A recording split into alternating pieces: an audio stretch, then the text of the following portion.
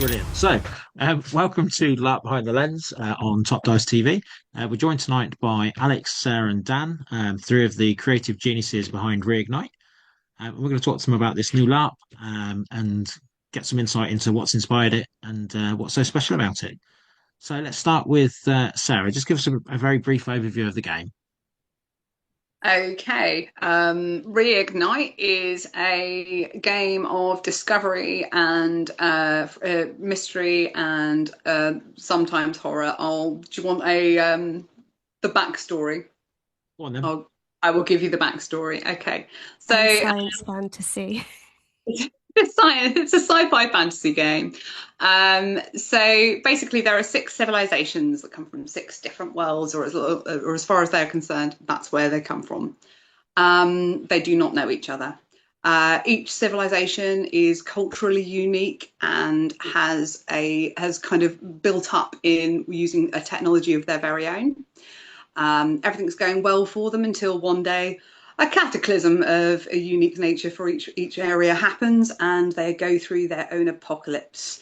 Just when they think everything is doomed, magic weird gateways appear, and not wanting to die horribly in an apocalypse, a bunch of people, aka the players, jump through these gateways and end up in a brand new world where they very swiftly discover the other five civilizations, who they've previously never met before, but they also then discover a brand new world that they need to figure out how to survive in and figure out how to get along with the other civilizations. That's the general premise. So you talk about survival. Does that mean Dan's going to have to dress as a chicken so people have to go and find a chicken in a field? So Okay. we're No. we are jumping that gap. So we are going to make so the game, although it begins with this survival aspect, we are moving past the initial stages of survival. You don't need to find shelter, you don't need to find food, you don't need to find drinking water. We're going for a little jump in the game that kind of suggests, right, so you guys went through this gateway, you came into this new world, some time has passed, you've done those core needs, and now the game begins. It's about introduction to this new environment and the world around it. Okay. Um, so in terms of Reignite then, what's kind of led you to there? Is there a particular um, games or something that have inspired this? Is there anything in particular that's made you want to do this? I think we've all got different inspirations. We've all come from different backgrounds. Because I was focused on the mechanic side of it. I think I've got loads of different backgrounds. I'll let Alixx and Sarah go first and say theirs, and then I'll say what I've got that's, and if anything, different. So, Alixx. Yeah. So I've been LARPing for 10 years. I think I've been doing tabletop just like for a year before that. I took the leap from tabletop to LARP pretty dang quick. And so I started in science fiction, which with Green Cloaks, which then I moved on to trying other systems like Empire, and a few other smaller systems around the UK, mostly down south. And just finding out what was good, and then finally settled at Curious Pastimes, where I met sort of everyone else here and the rest of the team, which has been absolutely wonderful. And it was sort of after I started LARP and met more people that I then started getting into a lot of the tabletop games. And then it was stuff, especially for the feel of the game, stuff like Tainted Grail and ISS. I've forgotten the name of it. ISS Vanguard. ISS Vanguard, which is the science fiction game from the same company, that kind of that feeling of trepidation kind of really made me think about how we could translate that over in terms of what we do and provide to people. Sarah, for yourself? Okay, so I'm just thinking about my now somewhat long history of games that I have played that have probably inspired me. So a little bit similar to Alex, I kind of started with TTRPGs. I think I started with Masquerade and Vampire Dark Ages, which is a very kind of moody setting. I think we did like Call of Cthulhu and things like that, and then I very swiftly moved into LARP. I started at Curious Pastimes, which is my home system. I think it always has been, always will be.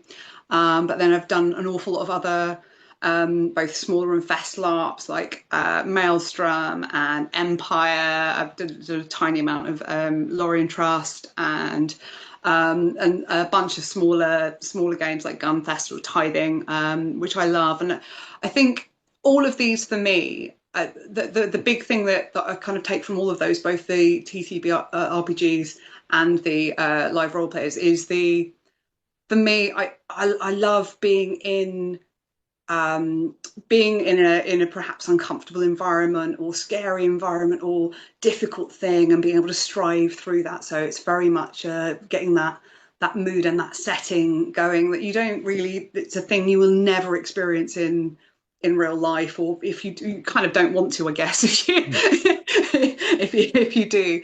And I think that's the big inspirations for me from other games. And that I think we pulled into this game is this idea that you can have this experience and you can learn things that you didn't know before, and you can be a little bit frightened, but it's okay because you're safe, that kind of thing. Yeah. Okay. And what about you, Dan? Yeah, so I think Sarah's covered almost everything that I would have said. So it's kind of a lot of similar. So I've been playing board games and tabletop roleplay games forever. Started with Dark Heresy when I was in secondary school. Did that all through then. I've been playing various Warhammer related pen and paper RPGs, and then went over and started playing Alien. And that's, I feel, where I've taken a lot of my inspiration from, is the Alien pen and paper RPG. And I think how Free League seems to empower players, even at the beginning, to be really competent characters in a setting that in itself is dangerous and complicated and troubling. And that kind of, you're always better than a level 1 mage, because being that initial getting off the ground character, although it is fun at some points, I find that a lot of people seem to really get into the enjoyment of playing when they've got a couple of abilities. So after playing kind of pen and paper RPGs and playing them that have that feeling, and then going over and doing LARP, and I've done loads of different games and been in that for donkey's years, playing mainly Curious Pastimes, but a bit of Lorien Trust. I think it's kind of a hybrid of all of those different areas, and the board games of like the fascination and discovery aspects that you see in like ISS Vanguard that me and Alex played together. That's why we both know the name of it. It absolutely enthralled us for a bit. And Tainted Grail that I played with Sarah, that again enthralled us. So the discovery of it is what fascinated me and what drew me to it. So yeah. Okay. So is the idea of having characters then that can get involved from the start a big part of Reignite? I think so, yeah. And I think it's something we've kind of really looked at when we've been looking at the rules. The idea that everyone can get involved, and when you start the game, rather than starting, and in a lot of games you start off and you're an apprentice at the trade, or you're new to the trade. It's like you've just picked up your first pair of boots and you're a bootmaker. What an odd job to take as but you're a cobbler and this is your first pair of boots. And that's a lot of games start of welcome, this is your first pair. We've kind of looked at that and gone, I don't think that's definitely not where I've had my fun, and it's not where kind of the team thought that's not the funnest bit when you're learning the skill. It's when you already know it. So in this game, when you start off, you're already quite accomplished at your job and your class, as it were, but then any further you progress is like mastering it, it's becoming an expert. So every player should be able to get involved in a huge amount of the game, and even more so in their area. How do you balance that across like different experience levels and that? So if you had someone that's been playing for a long time, how does that balance? So, Yeah. Okay, you go. Do you want to go? no, you go for it. Okay. So yeah, it's one of the big things we were really conscious of, like especially from kind of the experience of coming from a quite a long-standing game. What we've basically done is we've balanced it out so that experience gives you knowledge, but it doesn't necessarily give you power. Everybody kind of starts with the same amount of power, and that remains consistent. But as you gain experience or ember points, as they're called in our game, you learn to do new cool things with your power rather than getting more power. So it's try to keep it a little bit balanced so that it's more of a collaborative, community-based enterprise. If you which kind of hopefully should actively get newer players and newer characters actively involved in the game. You mentioned I've got a list of questions. Hang on, let me go back to my list of questions. I know what I was going to ask. Yeah, so Alex, you mentioned you took the leap from tabletop RPG to LARP fairly early on. Is that something that you'd encourage people to do? I think so, yeah. If you find that you're at a table and you're having a lot of fun and you really feel as if you're relating to your character, there's something really special about taking that leap and embodying them fully. Just that ability to be in those situations and to have that level of immersion. There's something that can't necessarily be done at a table rolling dice. Having the ability to actually physically do something, because a lot of games will have physical elements and puzzles and stuff you interact with, and that's something that we're also hoping to bring over to our game as well, is that ability to do things rather than just do some math about it. I am cripplingly dyscalculic, so sometimes the dice rolling is fun, but it can get quite boggy. If you want to be in that character and in those scenarios and experience it fully, I think LARP is definitely the way to go with that, and making that leap is so worth it. Okay. And you, Sarah, you've obviously done tabletop and then moved on to LARP. So Yeah. same question to you. Is there a particular thing about LARP that LARP gives that you don't that tabletop doesn't? So we were talking about this earlier, and I had a couple of different analogies. I think I'm gonna go with this one. I think TTRPG versus live action role play. I think if we imagine that if we're doing tabletop role play, it's a bit like watching a football game. If you do that, Yep. and I think live role play is like playing the football game, basically. I think though that's the difference. You are experiencing the thing. You're not hearing about experiencing the thing, or doing a small amount of role play and then pausing to roll some dice and then do some other things and describing what's happening. You are actually doing those things. So I think both things are good, but on balance, it's you just get much more experience for what you're doing. And for me, there is also this massive experience that you don't get with tabletop role play, which is experiencing the social community that you're around it, especially with a festlark, which is what we're building, which is like a large amount of community. You don't get that from a small six-player RPG, and it's might sound intimidating, but honestly, even coming from somebody who's personally quite shy, it's a wonderful experience to be part of, and you meet the most amazing people.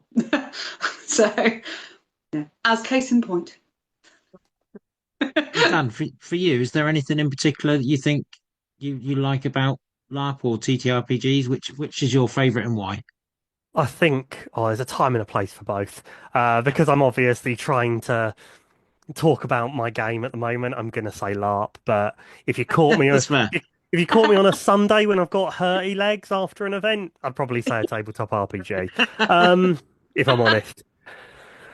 So I think that there is a time and a place for both, and I think both are so fun.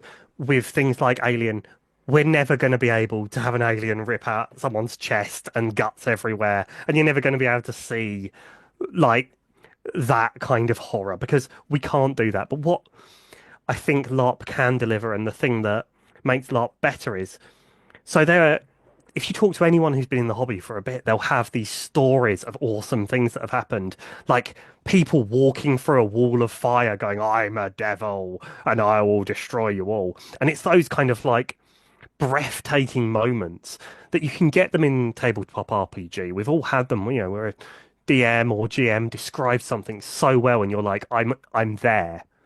But there is a difference between I'm there in my head to I'm physically standing in a forest surrounded by people who are dressed like dryads, who are croaking like trees, who, when you look at them, you can't really tell if they're human or not because of the costume. And you're there in the dark and it's scary. And you're with your 10, companions and friends, and you turn to them and they're scared as well. And there's just something really different about being in that scenario to describing it. I guess it's not having that, right, I'm going to attack. Let me do a dice roll. And then you go, right, okay, so my weapon skill versus yours, and then these multipliers, and then I've done this. And it takes you out of that. In LARP, if I want to attack you, I will draw my sword and I will swing it. And and then there's no stoppage. And I think no disconnect. There's no disconnect. What's happening is happening in front of you, and that is really cool because you're never not. You can always be the player the GM is focusing on. Yeah. Mm-hmm. When you think about LARP, you're always the player the GM's personally describing the world to and setting quests to. You're never the person who's just watching other people have fun, unless you want to attach yourself to somebody and go, can I just watch what you're up to? Which is a valid play style. I mean, there's people out there Yeah. that's what they enjoy, and there's nothing wrong with that, is there? Absolutely nothing, but I think it allows you that choice rather than it being handed to your GM and you just kind of going, well, they're a good GM, so they'll know how I like eventually. Yeah. So you talked a lot about community. Is that something that's important for you?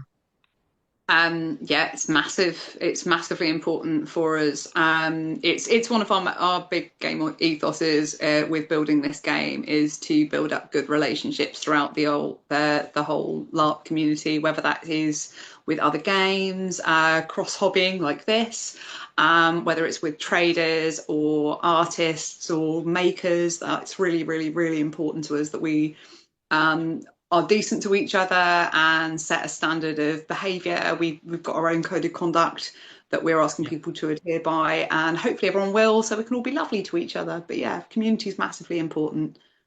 Am I right in saying you're building a whole new community for this? Yes, absolutely. I mean, and it's partly that's bridged through other communities from people that we already know and love through other games and other systems, but also reaching out and making new friends. We literally went to do MegaCon just this weekend gone and made loads of new friends that were also volunteering at LARP Corner with us. So. And that's wonderful. That's what we're here for. Really, is let's reach out and make new friends. And it's an everyone's welcome thing. I don't think LARP should be exclusive cliques. I think it's here for everybody, and new people are great, right? They're the lifeblood of the hobby, aren't they? If you don't get new people in, then it's not gonna grow. So it's good to reach out to these, like you say, these other hobbies that have got connections that are similar. So. Yeah, good. And I think there's a lot of people who maybe a lot of the people that we spoke to at the weekend were like, oh, I thought about doing LARP before, but I don't know anybody and I'm not really sure. And I think that's a really common thing. Like both Alixx and I said, we kind of got into it through friends that did it, and that's easier. I think it's a harder step when you don't have the person that's already doing the LARP. So it's quite important for us to kind of do things like this where we reach out to people and go, hey, it's actually not that scary. Don't worry. It's okay. Because I think people have a lot of very reasonable, rational fears about the idea of stepping into LARP. Like some of the ones I've been told recently, I'll go through. I've been told, oh, I just thought it might be a bit embarrassing to get dressed up. I've been told I'm no good at acting, so I couldn't possibly do that, and or I'm too shy to do it. I wouldn't know what to say, and I think from my perspective, and I think everybody again will probably have their own thoughts on this, but my perspective is it's not as embarrassing to get dressed up when everybody's dressed up, right? It's a thing that you get over quite quick because everybody is in the same boat. And literally, I think I'm being fair when I say I don't think anybody at LARP, unless they're actually a professional actor, is any good at acting. Really, we're just very good. It's a very different skill set to role playing, isn't it? Yeah, I don't think most people, more interestingly, I don't think most people at LARP are actually trying to act. Yeah. We haven't got, there aren't scenes, we haven't got a script. We're just reacting as we think a character would to whatever is put in front of us. And it's okay if you are not the best at acting, because most other people at LARP are also not the best at acting. That's fine. We're not pretending that we are. It's just going and playing a scenario and having as much fun as possible. So yeah, there we go. I think we've kind of also tried to remove some, or tried to kind of look at the game, look at the community, look at the issues that we had when we first started, and go, right, what can we do to bridge that gap? And we are trying to put things in place to what we call cater to more of a grassroots foundation, where it's the very bottom, people that have never done this before. How can we make it less scary? And that's by giving clear details on what the game is, what costume you can go with, starting encounters going, this is what this is, clear briefings and rules that aren't unapproachable. We've tried to kind of slim things down so that it's not insurmountable and daunting, because it can be. And the way that we've structured the game in that spirit of cooperation means that people who have never done this hobby before, that are completely brand new, will have entryways, because that barrier to entry has been ever so slightly too high for quite a while. And with how many people are now in the tabletop community looking at LARP going, what can we do? And with the prevalence of LARP content creators making that step, let's lower that as much as we can. In terms of, I know you've done a lot of work on accessibility for the game. What kind of things have you done for that to kind of make it more accessible for people with differing needs? Should I? Go for it, yeah. So, and this is hot stuff, Steve. I probably shouldn't be talking about these. You're revealing plans. secrets. We're revealing top secrets. So we're planning on, and I said I wouldn't even do this before this meeting. So my aim and what we've kind of come up with is a different idea about how you can structure a game.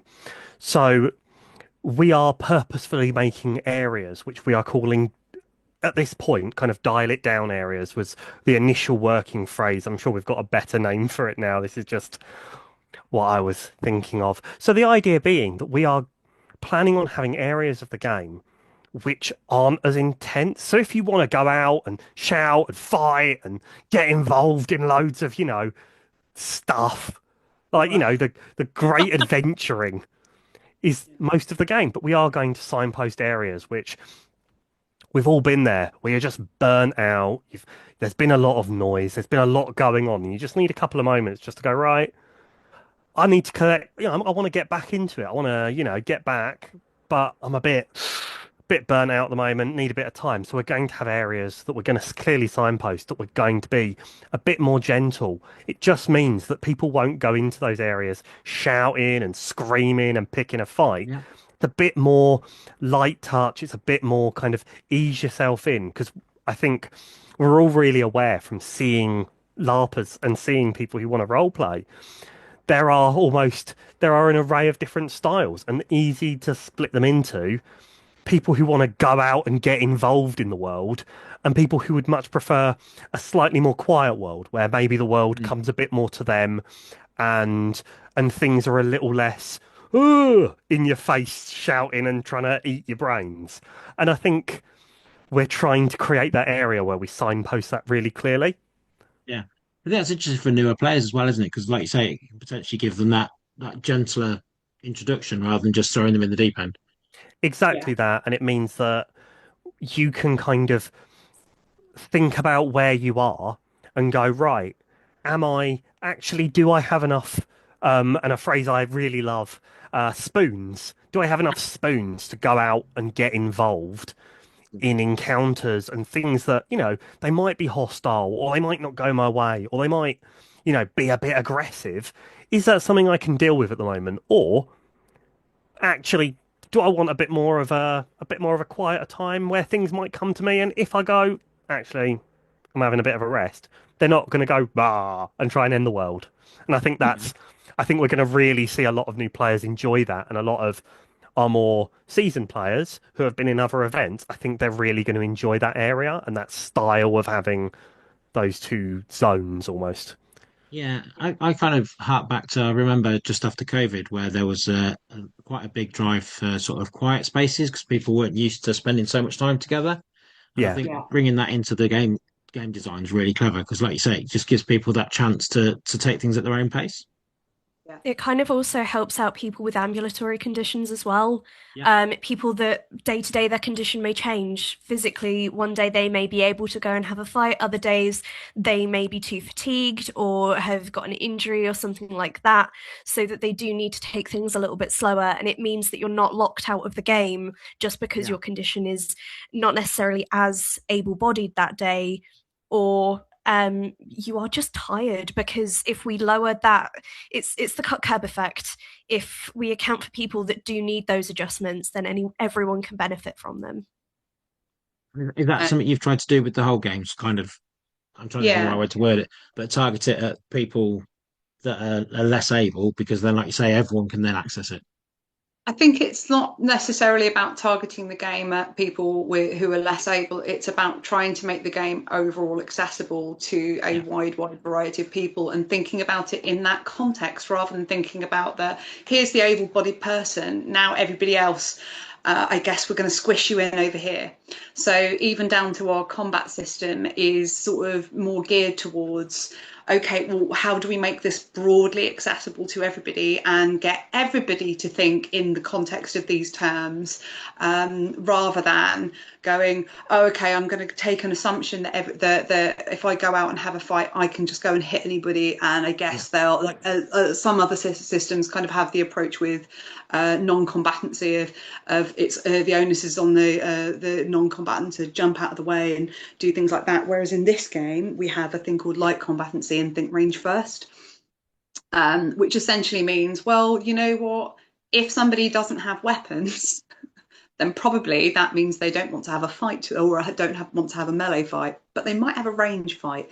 But we don't, without getting too in depth into the rules just yet, because they're not just yet released. They will be very, very soon, I promise. it's a good point though, isn't it? Because like a lot of older LARPs, they've been around a while, and the presumption was that everybody that wanted to LARP was able to do so. And Yeah, then, like you say, non-com rules or rules for people that have disabilities or whatever, they've kind of been, oh, hang on, we've got a player now that we hadn't thought about. We need to now think about it. You're kind of yeah, trying to think about it from the outset, which is I think a good thing. Yeah, yeah. sorry. No, no, you go. I was just going to say, it's something you don't see, and to bring this to what your audience is probably knows and loves in pen and paper RPG, there isn't the differentiation. Like the game comes at you, and no matter what skills you have when you come to the table, your character has access to a huge amount of the game still, and almost all of the game. And what we've tried to do is kind of have the same approach. It doesn't matter what skills you necessarily have when you come to our table being the game. We're trying to make so that as much of the game is available to you for you to get involved in as much as anyone else who sits at the table and wants to play. Yeah, And we've kind of come at that from the very inception of the rules, this idea of everyone who comes and plays our game should be able to play our game. And that has meant when designing the rules, we're able to take that into consideration and really tailor our game to that. yeah.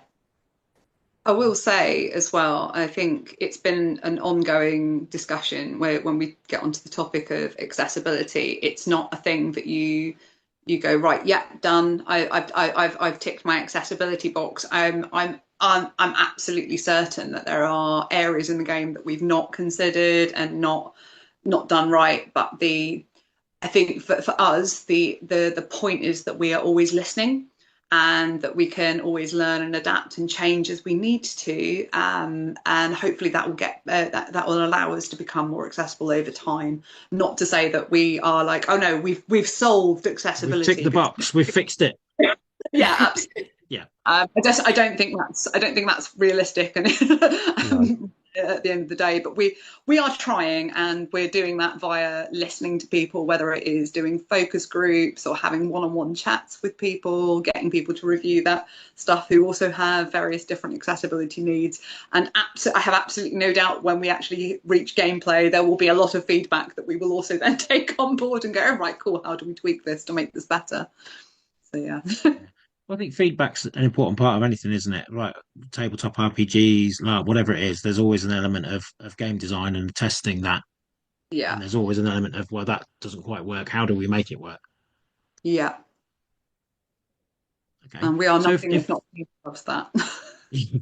if people want to get involved in Reignite, then what's the best thing for them to do? How can they go about doing that? So we have a website. It's still under we're still adding to it as we go over the year, but it is live and it does have some information. That's www.reignitelrp.com. But as we go over the year, we'll be adding to it. There's a couple of community pages on Facebook. There's the Reignite LARP page and the Reignite LARP community page, which is more for friendly chats and stuff like that. We do also have a Discord that we'll be adding as soon as we get round to that. Moderation is in progress. I just need to learn how Discord moderation works. Absolutely. So yeah, come find us on that. I believe we're also on Instagram now as well. Yes, Oh, wow. we are. So lots of different channels. Yeah, absolutely. What we'll do, we'll put links to the Reignite pages and everything in the chat and everything for anyone that's interested as well. But any closing thoughts? Anything that we've not anything for anyone that's interested as well. But any closing thoughts? Anything that we've not covered that you'd like to mention? Yeah, come join us. That's it. Come join us. Come join the community. Come tell us your thoughts. Like I said, we'll be releasing. Hopefully, We've just done what I think is the final edits on the rules. So hopefully very soon we'll actually have some rules to go through as well. Over the year, we'll also be doing a few Q&A live chats for people to come and join in if they've got questions about the rules or the civilizations or the look and feel. Or anything like that, they can come get involved in that. We may be doing some play tests at some point in the later on in the year, and we are also desperately looking for volunteers. So if you're interested in volunteering for LARP, you can do so by registering on our website and then going into the account, and there's a section for volunteers. There's a little form to fill in. So come get involved, basically. Yeah. Brilliant. Alixx, Dan, anything else from yourselves? I think everything's been covered off. Okay, brilliant. Well, thank you for your time today. Hopefully, we get lots of people wanting to join you at Reignite, and I'll hopefully speak to you soon nearer the time and get an update on the project. Yeah, I don't know what that was, Dan. That's some weird millennial thing. I can't do it. I'm too old. My fingers don't do that. No. Yeah, I do with the whole hand. Well, thanks very much for your time, guys, and we'll no doubt catch up with the project later on. Brilliant. Thanks, Dave. Bye. Bye. Later.